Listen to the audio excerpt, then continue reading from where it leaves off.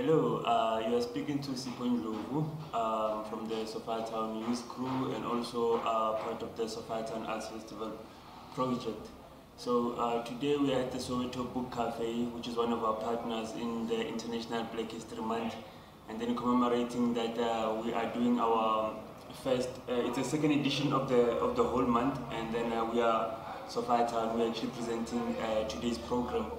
So today's program is actually going to be focused on three writers, and then because this is a continuation from yesterday's tour, because yesterday we did a tour from Soweto, and then from Soweto we followed the removals of the people that are living in Sophiatown then. So people that were moved from Sophiatown and into neighboring locations around Soweto, we actually traveled back over, like we're shooting some of the videos, and then we are going to upload them as soon as we fix that part up.